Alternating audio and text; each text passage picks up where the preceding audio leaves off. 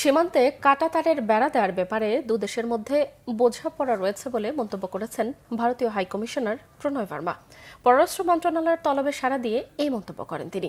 দুদেশের সীমান্তরক্ষী বাহিনীর সহযোগিতার মাধ্যমে সীমান্তে অপরাধ দমনের বিষয়ে কাজ করবে বলেও আশাবাদ তার। রিপোর্ট করছেন মোবাশ্বের আহমেদ। সম্প্রতি বাংলাদেশের কয়েকটি জেলায় সীমান্ত এলাকায় ভারতের সীমান্তরক্ষী বাহিনী বিএসএফ এর কিছু স্থাপনা নির্মাণ কাজে বাংলাদেশ সীমান্তরক্ষী বাহিনী বিজিবি আপত্তি করলে সীমান্ত এলাকায় উত্তেজনার সৃষ্টি হয়। চাঁপাইনবাবগঞ্জের শিবগঞ্জ উপজেলার চৌকা সীমান্তে গ্রামবাসীকে সীমান্ত এলাকায় জড়ো হওয়ার ভিডিও সামাজিক যোগাযোগ মাধ্যমে ছড়িয়ে পড়ে।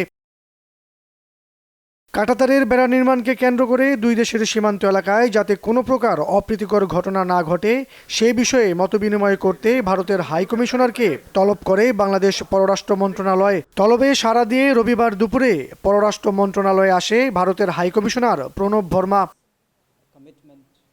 সংক্ষিপ্ত মতবিনিময় সভা শেষে সাংবাদিকদের বলেন, কাঁটাতারের বেড়া নির্মাণে ভারত বাংলাদেশের মধ্যে এক ধরনের বোঝাপড়া রয়েছে। অপরাধ কমাতে সীমান্তে বাংলাদেশের সহযোগিতা প্রত্যাশা করছে ভারত।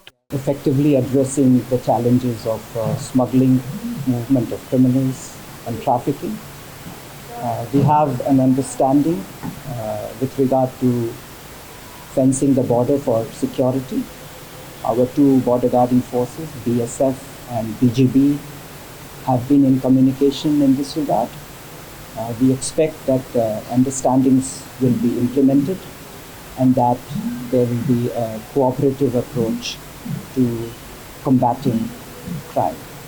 সীমান্তে কাঁটাতারের বেড়া নির্মাণ বিষয়ে দুই দেশের কি আলোচনা হলো সেই বিষয়ে কথা বলেননি পররাষ্ট্র উপদেষ্টা মোহাম্মদ তৌহিদ হোসেন। পরে পররাষ্ট্র মন্ত্রণালয় এক প্রেস বিজ্ঞপ্তিতে জানায়, ভারতের সীমান্ত নিরাপত্তা বাহিনী বিএসএফ এর কাঁটাতারের বেড়া নির্মাণের অনুমোদিত প্রচেষ্টা এই সংক্রান্ত পদক্ষেপ সীমান্তে উত্তেজনা ও ঝামেলা সৃষ্টি করছে।